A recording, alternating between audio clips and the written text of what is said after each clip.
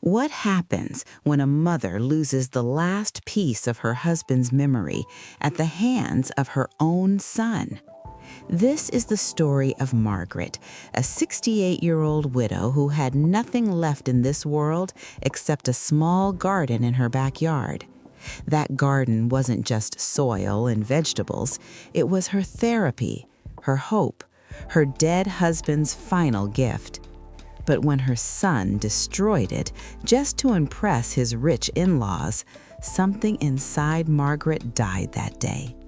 And the only one who stayed, the only one who truly understood her pain, was a German shepherd named Duke. This is a story about betrayal, about heartbreak, about a mother who gave everything and received nothing. Stay to the end if you have the courage to hear what happened to Margaret. Stay to the end if you have the courage to hear what happened to Margaret. Margaret Anderson wasn't always alone. 5 years ago, she lived on a beautiful farm in rural Pennsylvania with her husband, Robert. They weren't rich, but they were happy. Their hands worked the soil, their hearts beat together. Robert was a farmer. Every morning, he'd wake up at dawn, kiss Margaret on the forehead, and head to his garden. He grew tomatoes, cucumbers, lettuce, simple things. But to him, that garden was life itself.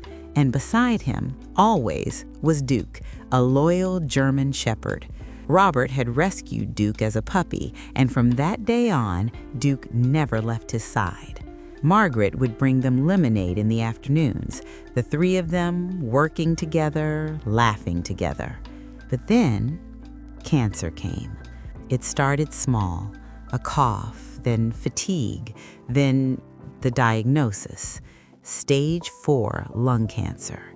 Robert fought. God, he fought. But 6 months later, on a cold November morning, he took his last breath in Margaret's arms. His final words, "Maggie, promise me, keep the garden alive. It's us. It's our love." Margaret buried her husband, and Duke howled that entire night. He knew. Animals always know. After Robert's death, their son David insisted Margaret move to Brooklyn, where he lived. "Mom, you can't stay here alone," David had said. "Come live with me and Sophia." So Margaret left the farm. She left her memories, but she brought 2 things with her: Duke and a small bag of seeds from Robert's garden. Brooklyn was nothing like Pennsylvania. David's house was modern, sleek, expensive. Everything was white and glass. Everything was cold. David had done well for himself. He was a corporate lawyer, married to Sophia, a beautiful Italian-American fashion designer. They had money, they had status, but they didn't have heart. Margaret tried to adjust. She cooked, she cleaned, she tried to be helpful. But Sophia made it clear Margaret was a burden. "David, your mother is so old-fashioned," Sophia would say. "She doesn't fit our lifestyle." Still, Margaret found one thing that kept her alive: the backyard. Margaret planted Robert's seeds there: tomatoes, cucumbers, herbs. Every morning she'd wake up at dawn, just like Robert used to. She'd dig her hands into the soil and talk to him. "Robert, I miss you, but I feel you here, in this garden. You're still with me." And Duke would lie beside her, watching, protecting, just like he did with Robert. For 2 years, that garden was Margaret's therapy, her reason to wake up, her connection to Robert. But then, Sophia's parents came to visit. Tony and Maria Russo. They were wealthy, loud, judgmental. Tony was a real estate developer. Maria wore designer clothes and looked down on anyone who didn't. They lived in a mansion in Long Island with a perfectly manicured lawn. When they visited David's house and saw Margaret's garden, they were disgusted.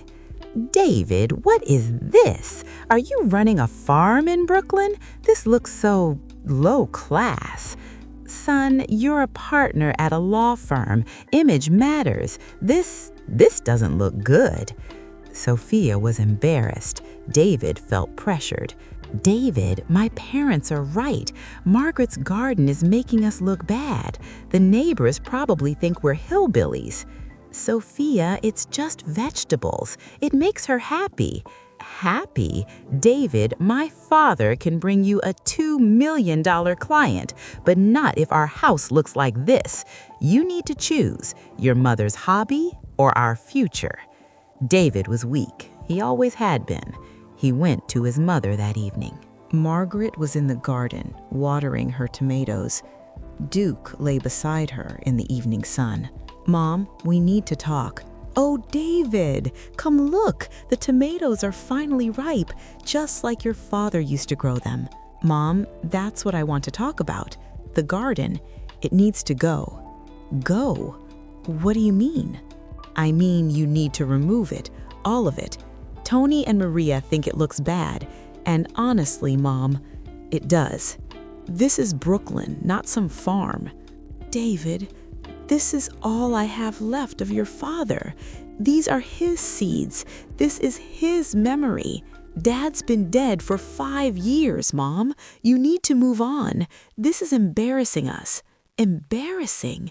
Your father is embarrassing to you? No, Mom, Look, Tony's coming back next week. The garden needs to be gone by then. I'm sorry. And with that, David walked away. Margaret collapsed to her knees in the garden, sobbing. Duke came to her. He licked her tears. He knew. The next morning, Margaret went to the grocery store. She needed supplies to cook something special for Robert's anniversary. Duke stayed home. He always stayed home when Margaret left. But that morning, David made a decision. He called a landscaping company. Yeah, I need everything removed, all the plants, all the soil, and put in artificial grass. I need it done today. By the time Margaret returned home 3 hours later, her garden was gone, completely gone. The tomatoes she had nurtured for months, the herbs she talked to every morning, the cucumbers that reminded her of Robert's smile, all of it replaced by fake plastic grass. Margaret dropped her grocery bags. She fell to her knees. No, no, Robert, they killed you. They killed us.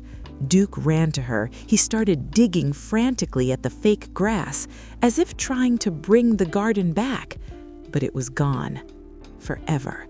Margaret crawled to where Robert's tomato plants used to be. She clawed at the plastic grass with her bare hands. David, what have you done? What have you done? David heard his mother's screams from inside, but he didn't come out. Sophia stood at the window, watching, but she didn't move. Only Duke stayed. He lay beside Margaret as she cried and cried and cried. That night, Margaret locked herself in her room. She didn't eat, she didn't drink. She just sat on her bed, staring at an old photograph of Robert in his garden. Duke scratched at her door. She let him in. Only him. He's gone, Duke. Robert's really gone now. They erased him. They erased us. 2 days later, it was Robert's death anniversary. Margaret woke up early. She put on a black dress. She wanted to visit Robert's grave. She went to David. David, today is your father's anniversary. Can you drive me to the cemetery? Mom, I have a meeting with Tony today. Can't you go tomorrow? Tomorrow? Tomorrow? Today is the day your father died. Margaret, he's been gone 5 years. You're being dramatic. Margaret stared at her son. This man, this stranger, wearing her son's face. She turned and walked out. Sad, resigned, she took an Uber to the cemetery. Duke went with her. At Robert's grave, she placed flowers. She cried. She talked to him. Robert, I tried. I tried to keep you alive, but they don't care. Our own son, he doesn't care." When she returned home, something inside her had broken. That night, Margaret took her sleeping pills, too many of them. Maybe it was an accident, maybe it wasn't, but her heart couldn't take any more. Duke found her first. He barked, he howled, he scratched at David's door, but David and Sophia were entertaining Tony and Maria. They ignored him. Duke grabbed Maria's expensive purse and ran. "That dog, he ruined my bag."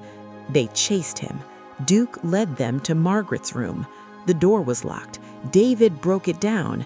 Margaret was on the floor, unconscious, pills scattered around her. At the hospital, Margaret survived, barely, but when she woke up, she didn't want to go back. "I want to go to a nursing home. I don't want to live in your house anymore." "Mom, please, I'm sorry. We'll rebuild the garden. I'll fix everything." "Some things, David, can't be fixed. You destroyed more than a garden. You destroyed me." And so, Margaret moved to a nursing home. David visits sometimes. She barely looks at him. But Duke, though? Duke visits every single day. He lies by her window, waiting, loyal. In her small room, Margaret keeps one plant, a single tomato plant that a kind nurse gave her. She waters it every morning, and she whispers to it, "Robert, I hope you're at peace, because I never will be." Some wounds never heal. Some betrayals can never be forgiven. This is the story of Margaret, a mother who lost everything because her son chose money over memory. And Duke, he's still waiting, still loyal, still there. Because unlike humans, a dog's love never dies, in memory of all the mothers who were forgotten by their children.